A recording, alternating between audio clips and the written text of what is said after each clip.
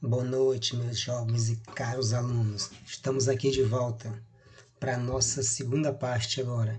Passamos por corrente elétrica e aqui uma continuidade, que é o assunto de resistores. Então, o que a gente aprendeu até agora vai estar incluído aqui. Então, manter o foco. Vamos lá. Como sempre, eu gosto de fazer um sumário, que é o nosso roteiro, para a gente ter noção do que a gente vai fazer. Ó. Resistência elétrica, eu defini Lendion, e a resistividade dos materiais, depois vai para efeito Joule, eu vou explicar detalhadamente o que é, depois mostrar como é que é essa associação de resistores em série, em paralelo, que eu já fiz isso no laboratório de informática, então aqui a gente vai fazer agora teoricamente. Mostrar o que é um curto-circuito, geradores, receptores e a equação de cada uma. Esse aqui vai ser nosso roteiro em sequência, mas tudo englobando resistores. Primeiramente, sempre é bom começar com uma pergunta. O que é, na verdade, um resistor? Então eu vou colocar aqui uma série de imagens para a gente associar melhor mentalmente. Tá aí, ó. Vários tipos de resistores. Veja que tem várias faixas coloridas. Muitos de vocês podem nunca ter visto disso. Alguns já viram. Muitos circuitos têm esses elementos. Então, ó, claro que nas questões, nos livros, tal, ninguém vai ficar desenhando isso aí. Você faz uma representação simbólica de resistores. Como vai ser essa representação simbólica? Tá aí, ó. Resistor, o desenho como está na primeira figura. Aí nós vamos ter uma representação, essa do retângulo, geralmente no modo europeu, e essa outra com zigue-zague no modo americano. Por que tem esse formato? Porque o resistor ele tem uma característica de dificultar a passagem da corrente elétrica, ou seja, ele limita a passagem da corrente elétrica. Por isso que os resistores são utilizados muitas vezes em circuitos com essa finalidade, que é para proteger o circuito. Então, por isso que essa representação é em zigue-zague, que é para mostrar a dificuldade que a corrente vai ter de passar nesse percurso, simbolicamente. Então, ó, a outra pergunta é, como eu faço a leitura dessas faixas de cor? Porque com certeza elas não estão aí por acaso. E não estão. Cada cor dessa representa numericamente um valor. E a combinação delas dá o valor da resistência elétrica desse resistor. Então eu coloquei aqui uma tabela e um resistor ilustrativo como exemplo. Ó. Veja, ó, tem as colunas, a primeira coluna da cor e as outras colunas, as três em sequência, primeira, segunda e terceira faixa, cada uma tem um valor. E a quarta coluna é o multiplicador, depois a tolerância, que é a margem de erro para mais ou para menos, que está em percentual. E a última você tem o coeficiente de temperatura. Então vamos lá. Pegando como exemplo, digamos a cor preta, que no caso é a segunda faixa desse resistor que está no modelo, como o preto está na segunda faixa, o valor que você vai pegar, qual é? Da cor preta, o 0. Na primeira faixa nós temos quem? Na terceira faixa nós temos quem?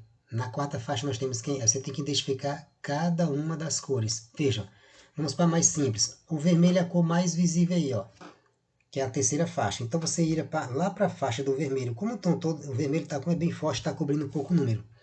Mas como está em sequência, 10 elevado a 1, 10 elevado a 2, 10 elevado a 3, dá para ver que esse vermelho, só que ele está na terceira faixa, então ele não é o fator de multiplicação. O fator de multiplicação é a quarta faixa, ó, que nós temos as três primeiras colunas. Então, você tem que levar em conta cada uma e ainda levar em conta a sequência para juntar os valores e você ter a sequência da sua resposta. Ó. Veja que para o zero, veja que para o preto o valor é 0, por isso que fica 10 elevado a 0. Para o marrom é 1, por isso que fica 10 elevado a 1. Para o vermelho é 2, fica 10 elevado a 2. Está tudo em sequência, então é fácil de entender. Aí você pega essa potência e multiplica pelo fator de multiplicação. Aí você vai ter o valor do resistor. Mas nos exercícios fica melhor de entender isso. Aqui é meramente ilustrativo para você entender que cada faixa ela representa um valor. Não precisa decorar essa tabela. É só observar que cada tracinho está associado a uma coluna, na sequência com que eles aparecem no resistor. Continuando. Aonde esses resistores são aplicados? Claramente não é meramente análise teórica, tudo tem uma aplicação. Então, nada melhor do que colocar mais umas imagens aqui para ilustrar que não é meramente uma análise teórica, tem uma aplicação prática. Ó. Coloquei simbolicamente ferro de passar, lâmpada, ó, como vocês podem ver.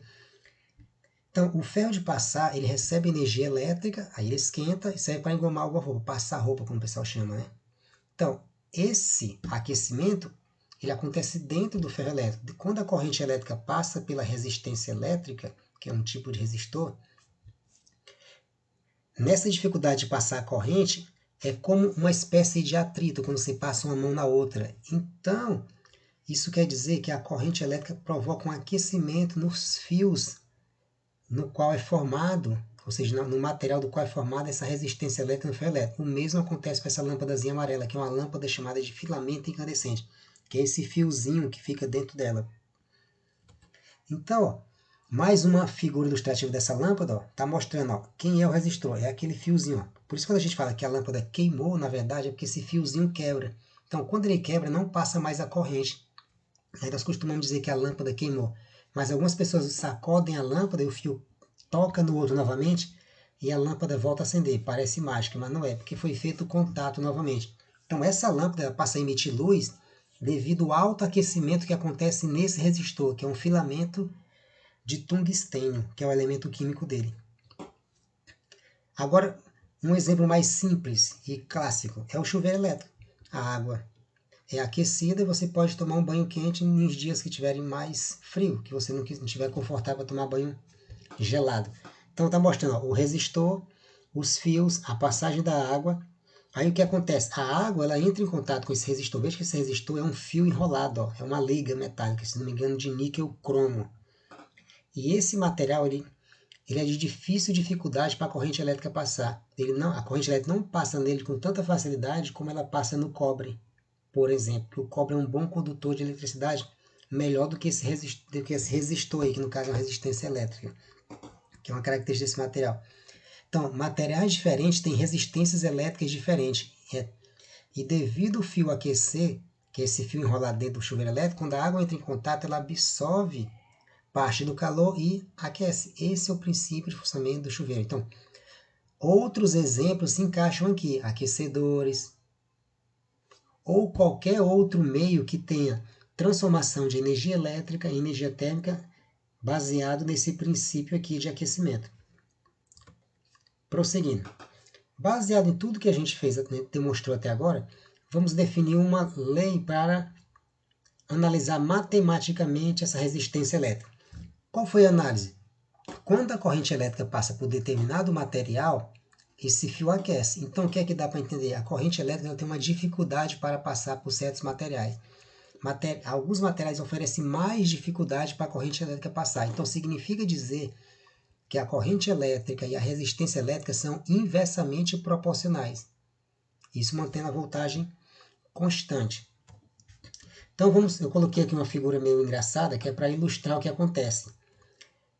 Aqui você tem volt de voltagem, o ampere é a amperagem, que é a corrente, o ohm é esse nomezinho que está em cima, que eu vou já dizer o que é.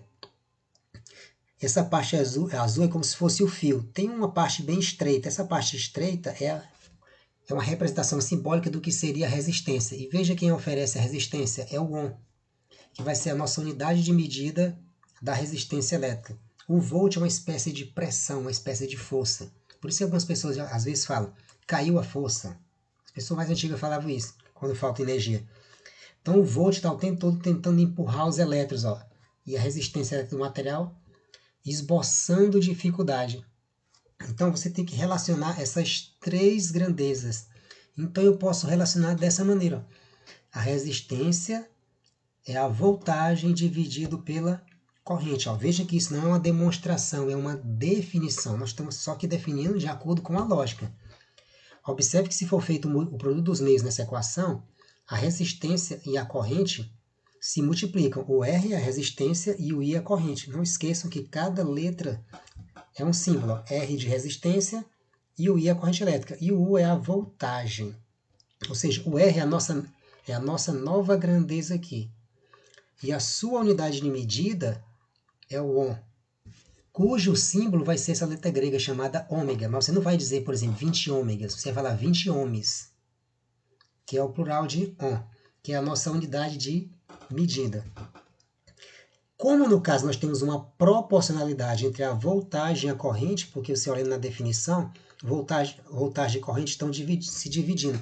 Então eu posso fazer um gráfico que vai dar uma linha reta, ó, passando pela origem, que para cada valor da corrente, I1 tem uma voltagem 1, I2, voltagem 2, I3, voltagem 3, e assim sucessivamente, uma proporcionalidade direta. Então o gráfico dá uma linha reta. Quando o gráfico dá uma linha reta, para um certo resistor, nós dizemos que esse resistor ele é ôhmico, obedece à lei de Ohm. Continuando, aqui tem um pequeno exemplo, que é o resistor de um chuveiro está submetido a uma tensão de 220 volts e uma corrente de 20 amperes. Determine a sua resistência elétrica. Pelo que eu expliquei agora, vocês conseguem fazer facilmente isso aí. Se não conseguirem, amanhã a gente resolve.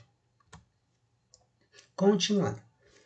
Vamos agora mais a fundo no tema. Eu falei de maneira geral, resistência elétrica de um corpo, mas não especifiquei o tipo de material. Então, a resistividade é uma característica do material. Porque quando eu falo em resistência elétrica, eu falo num corpo como um todo. Mas quando eu falo de resistividade, eu estou falando de um material específico. Então, digamos que eu pego um fio condutor qualquer. Tá aí. Esse fio ele tem uma certa largura, ou espessura, ou área. Porque tem uns fios mais grossos e outros mais finos, tipo um cano. E esse comprimento a gente vai chamar de L. E a abertura, que é a seção transversal, ó, nós vamos chamar de área. Supondo que a circulada tem um raio. Agora, digamos que eu pegue dois fios, como esse amarelo. Um fio 1 e um fio 2. Claramente você vê que o fio 1 é mais grosso que o fio 2 é mais grosso que o primeiro, do que o A1. Mas os dois têm o mesmo comprimento. Então podemos dizer que nessa análise o comprimento é constante. A área muda, simbolicamente na análise. Então nós podemos dizer que a resistência é inversamente proporcional à área. Por quê? Claramente a corrente elétrica tem mais dificuldade para passar pelo fio 1 do que pelo fio 2. Pelo fio 2 a corrente elétrica passa mais fácil porque é mais largo. É como se fosse água passando pelo cano. A água passa mais. Se fossem dois canos, a água passaria mais fácil no cano 2 do que no cano 1. Então, quanto maior a área, menor a resistência. Quanto mais estreita, ou seja, menor a área, maior a resistência, que é a maior dificuldade. Então, resistência e área são inversamente proporcionais. Como são inversamente proporcionais, o resultado dá um valor que é constante. Quem é essa constante? Nós vamos já saber. Por enquanto não interessa. Agora vamos fazer outra análise. Eu tinha feito com dois comprimentos iguais. Agora digamos que a gente pegue dois fios de mesma área, ou seja, mesma largura, mas um com o dobro do comprimento do outro, por exemplo, mas pode ser qualquer tamanho, só simbólico. Nesse caso, o que interessa é o comprimento, não é a área, porque as áreas são iguais. Analisando resistência e área, o que é que dá para entender? Aonde é que a corrente elétrica vai ter mais dificuldade para passar? Logicamente, pelo fio mais comprido, porque, logicamente, o percurso é maior. Então, nesse caso, a resistência elétrica é diretamente proporcional ao comprimento. Quanto maior o comprimento, maior a dificuldade, ou seja, maior resistência elétrica que a corrente vai sofrer. Então, a representação nesse caso agora não é pela multiplicação, é pela divisão. E toda proporção, o resultado é constante. Mas essas duas constantes não são iguais, são constantes diferentes. Mas se a gente pegar essas duas proposições agora e juntar numa só, o que acontece? Ó? Fica R vezes A sobre L. Ó. Veja que eu juntei as duas numa só. O R, que é resistência, está multiplicando a área e também está dividido pelo comprimento. Nós compactamos numa só, uma síntese. Como é uma proporção, essa proporção é o quê? Constante. Em toda a explicação, o que foi que não mudou? O material. E não fiz suposição de que o material mudava. Pode ser tudo com o mesmo material. O que mudou foi a área e o comprimento. Então, essa constante representa o material, que nós vamos chamar de resistividade, representada por essa letra grega que parece um P, chamada de Rho, que é uma característica específica do material. Ferro, cobre, alumínio, materiais diferentes têm resistividades diferentes. Se nós fizermos o produto dos meios, fica R vezes A e o L multiplicado pelo Rho. O A está multiplicando, vai para o segundo membro dividindo, então a resistência é a resistividade multiplicada pelo comprimento e dividido pela área. A unidade de medida de resistividade é o ohm vezes metro. Não precisa decorar isso. Quando substituir os valores das outras grandezas, o que sobra é essa unidade de medida pela resistividade, que é o ômega vezes metro, que a gente não chama de ômega, é o ohm. O ômega é só o nome da letra, é ohm vezes metro. E aqui tem uma tabela, só para ficar mais claro ainda, ó, metais, ligas e isolantes. Aí na primeira coluna é a classificação. Na segunda tem o material, prata, cobre, alumínio. E na terceira coluna tem a resistividade. Ó. Observe que para cada material nós temos um valor de acordo com a nós temos um valor diferente para cada resistividade. Ó. A prata, 1,6 vezes 10 a 8. E assim vai. Ó. O vidro, 10 elevado a 10 até 10 elevado a 3. Tem um certo intervalo, porque depende também da temperatura. Então, cada material tem resistividade diferente. Então, não precisa decorar essa tabela. É meramente para vocês entenderem que não é a mesma coisa. Continuando. A cada explicação, eu anexo um exemplo para vocês. Aqui é o nosso segundo exemplo. Aplica-se a DDP de 100 volts nas extremidades de um fio de 20 metros de comprimento e seção circular de área 2 milímetros quadrados. Sabendo que a corrente elétrica que circula tem intensidade de 10 amperes, calcule a resistividade do material que constitui o fio em ohm vezes centímetro. De acordo com a explicação que eu dei, vocês conseguem também fazer esta questão. Se não, a gente faz amanhã. Transformação de energia elétrica em térmica. Tópico que eu falei lá no começo. No ferro elétrico, no aquecedor, no chuveiro, tudo você tem transformação de energia elétrica em energia térmica. Você transforma energia elétrica em calor. E esse calor serve para alguma coisa, para aquecer a água, para aquecer o ferro, para engomar alguma roupa e etc, etc. Então, da equação fundamental da calorimetria, lá na termodinâmica, segundo ano, nós devemos lembrar que o Q é igual a mc delta T. A quantidade de calor é a massa, vezes o calor específico, vezes a variação de temperatura. Mas o calor é uma forma de energia, então pode dizer que isso aqui tudo é igual a S, simbolicamente. Só para ficar mais ilustrativo, é uma forma de energia. E também nós aprendemos que a energia ela pode ser calculada pela potência vezes o tempo. Eu poderia ter colocado aqui os T ao contrário, T maiúsculo para temperatura e T minúsculo para o tempo. Mas é meramente um detalhe. Não se preocupe, não faz diferença. Então, só que essa potência elétrica é a potência dissipada, ou seja, que é a potência, no caso, poderia-se dizer que é a energia transformada de energia elétrica em energia térmica, que é tipo a perda de energia. Então, como a gente calcula essa potência? Pela primeira parte do conteúdo que foi da primeira aula, que nós estamos na segunda, vocês devem lembrar que a potência é a voltagem vezes a corrente. E também, do assunto de hoje, já sabe que a resistência é a voltagem sobre a corrente. Se eu fizer o produto meios aqui na relação da resistência, o U vai ser o R vezes o I. Então, se eu substituir essa voltagem R vezes I no valor da potência, então eu vou ter potência igual a U vezes I, só que o U é RI, então fica RI vezes o I de novo. Então a potência vai ser R vezes I ao quadrado. Então veja, a resistência elétrica ela é importante num chuveiro, por exemplo, tomando o chuveiro como exemplo, para transformar a energia elétrica em energia térmica, senão você não teria esse poder de transformação. Só que o fator principal é a corrente. Matematicamente está provado, a corrente elétrica está ao quadrado. Mas isso não quer dizer que a resistência não seja importante, mas o fator principal é a corrente. Então você não pode aumentar a resistência demais, porque senão diminui a corrente, o que diminui a potência. Então você tem que achar um ponto de equilíbrio entre as duas coisas para ser benéfico. Continuando, mais uma explicação, mais um exemplo. Deseja-se aquecer 1000 gramas de água por 2 minutos utilizando uma espiriteira elétrica cujo resistor tem resistência de 4 ohm. Sabendo que o calor específico da água é de 1 caloria por grama grau Celsius e 1 caloria é 4,2 joules e que o resistor é percorrido por uma corrente elétrica de 3 amperes, calcule a variação da temperatura da água, ΔT, desde que não haja mudança de estado físico, ou seja, não tem mudança de fase. Então, aí você resolve esse problema com aquelas equações que eu expliquei até agora. E vamos para o próximo. Associação de resistores. Agora, se tiver, porque nós vimos a definição de resistores, mas se você tiver mais do que um em um circuito, aí você tem dois tipos de associação, em série e em paralelo. Então vamos ver a primeira. Associação em série. Está aí um desenho ilustrativo. Temos 3 resistores. 1, 2 e 3. E tem uma fonte de voltagem U. Esse tracinho menor é o negativo e o tracinho maior é o positivo da fonte, que é tipo a sua bateria, ou uma pilha qualquer, a fonte de energia, que são os terminais. A corrente elétrica ela flui do menor para o maior, ou seja, do negativo para o positivo. Essa seta indica o sentido da corrente, como está demonstrado aí junto da letra I. E ela está circulando o circuito no sentido horário. Quando essa corrente elétrica passar a circular no circuito, ó, veja que a voltagem da fonte está dividida entre os 3 resistores.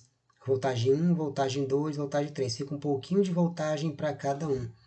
Então, como essa voltagem está fracionada entre os 3, então ela é a soma dos 3. Se eu quiser o resistor equivalente, ó, observe, da primeira figura para a segunda figura para a terceira figura. Ó, esse resistor equivalente, tá? REC, na verdade aqui está abreviado, é resistor equivalente, ele é a soma desses 3 resistores. A questão é, como essa soma é uma soma direta, nós vamos já ver isso. Ó.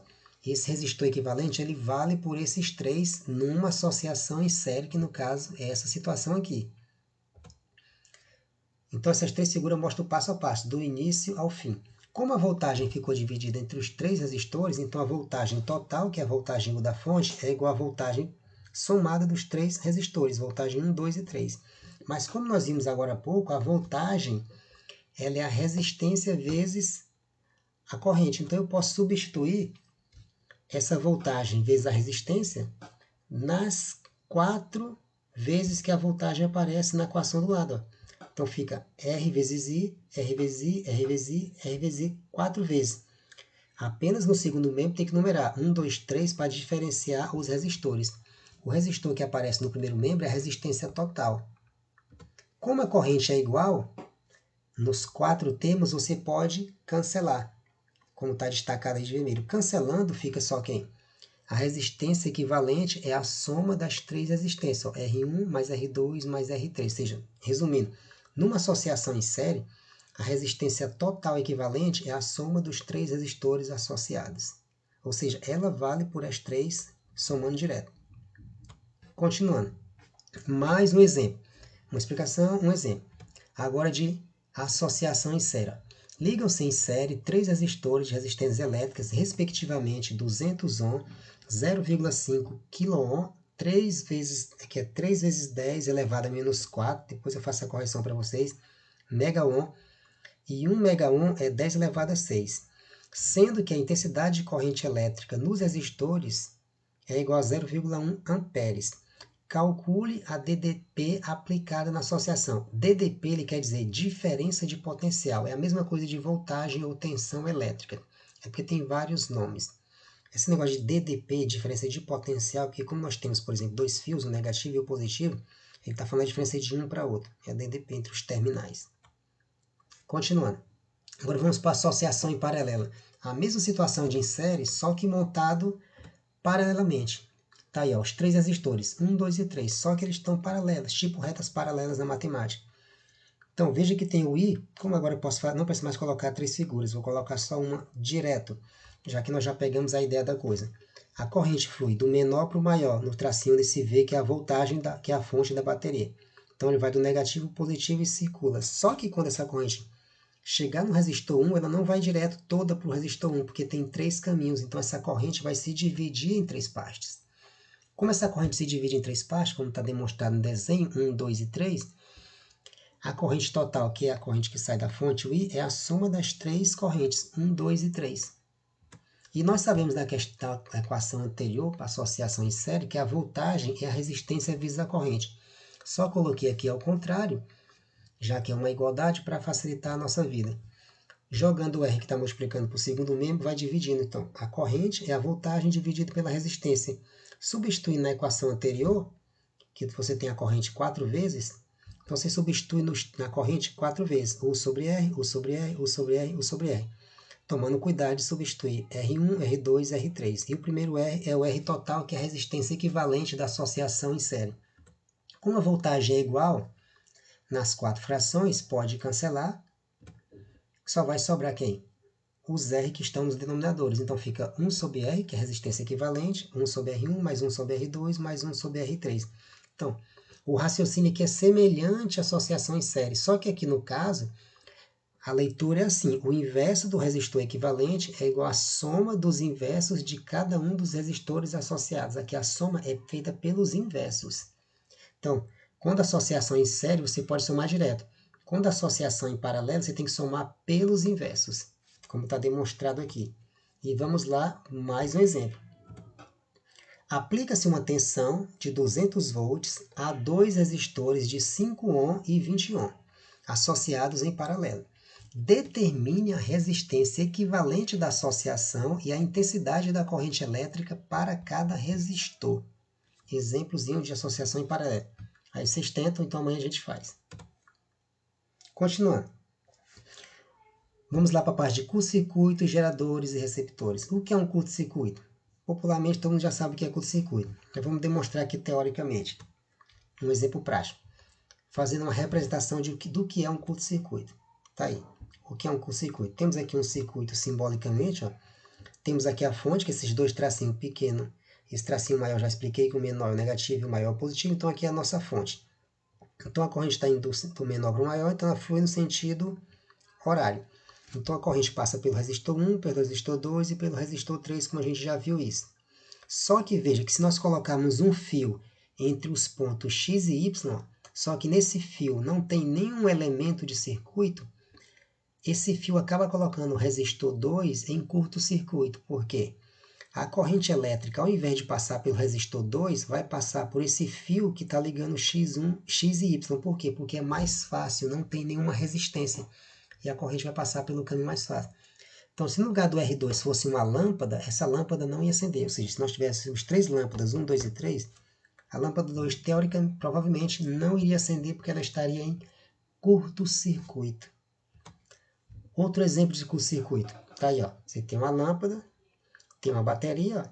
Veja que tem tipo um nó entre os fios. É mais ou menos o que está acontecendo aqui, ó. A gente criou um nó e impede que a corrente passe pelo, digamos, seu caminho natural. É como se desse uma confusão na corrente, porque ela vai procurar o caminho mais fácil. Só que alguns curtos-circuitos não são tão simples assim. Às vezes ele provoca um incêndio, como essa segunda figura, provoca uma faísca. Por isso que acontecem muitos incêndios devido à fiação elétrica ou má instalação de fiação elétrica. Continuando. Vamos para a parte agora de geradores e receptores. Vamos começar com um exemplo mais simples. Tem um gerador, tem um receptor. O que é um gerador? O gerador é a sua fonte de energia, como está aí simbolicamente uma pilha. Tem o negativo e o positivo da pilha. O que é o receptor? É o que recebe a energia para funcionar, tipo um motor, como está simbolizado. Mas veja que a polaridade é diferente. Ó. Enquanto no gerador a corrente vai do negativo ao positivo, no receptor, que no caso o motor que recebe energia para funcionar, a corrente vai do positivo para o negativo. Então a polaridade é invertida. Esse detalhe é fundamental para vocês entenderem. Agora representando em forma esquemática, porque ninguém vai ficar desenhando pilha e bateria. Esquematicamente, ó, como fica. No gerador, como vocês podem ver, ó, a corrente está indo do menor para o maior. Agora o gerador está do lado esquerdo. E a corrente está indo do positivo para o negativo no receptor, ao contrário, mesma coisa. E vai fluindo a corrente.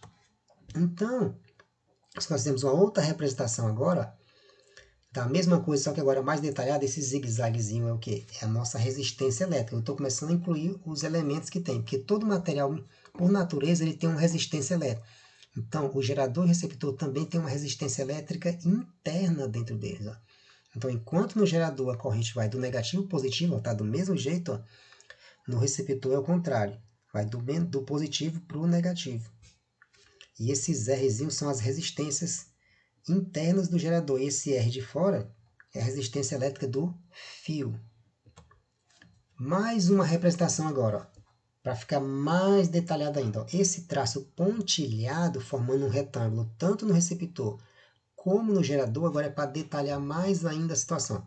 Veja que novamente a corrente no gerador vai do negativo para o positivo. E no receptor vai do positivo para o negativo. Esse R, vamos focar no gerador. Esse R do gerador, esse R é a sua resistência interna. Esse R' do receptor é a resistência interna dele. Esse E do gerador é a sua força eletromotriz, é a sua voltagem. A gente coloca um E que é para diferenciar da voltagem, digamos, resultante, que vai sobrar no final.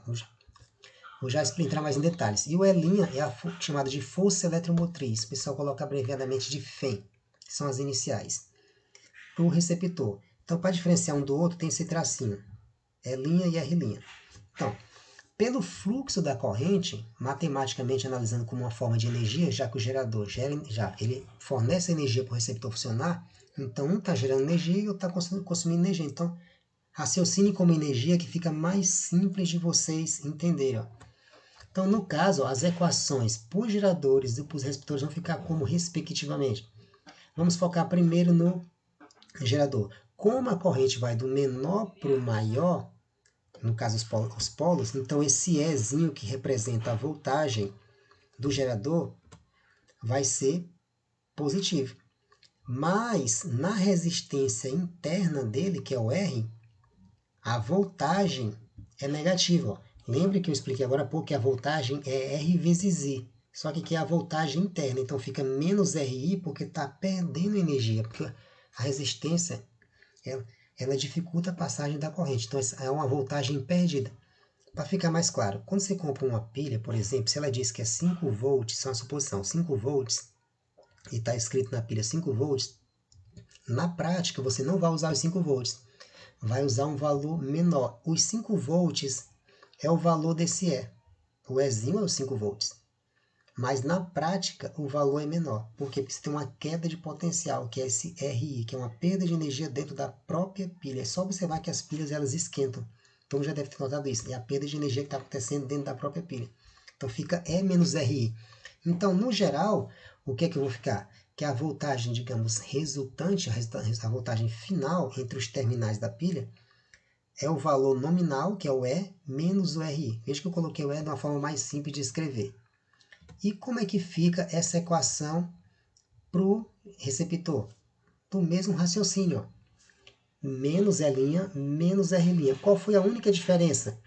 Na resistência interna do receptor, continua menos R vezes I. Esse tracinho no R é só para diferenciar do gerador.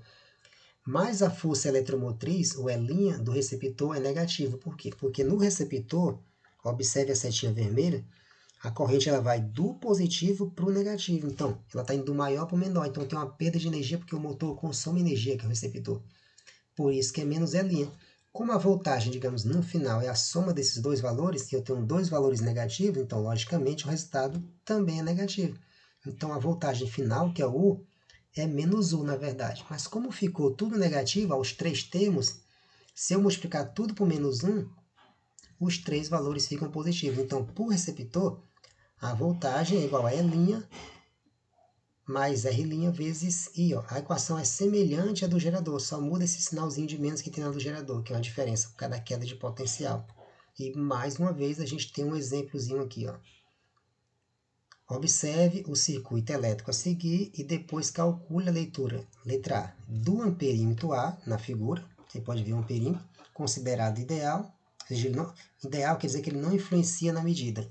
E B, a medida do voltímetro, que ele está medindo a voltagem, considerado ideal, instalado entre os pontos C e D, como dá para ver na figura. Ideal também quer dizer que ele não interfere nas medidas. E por hoje era só isso, e todos tenham uma boa noite, e amanhã nós terminamos de tirar nossas dúvidas.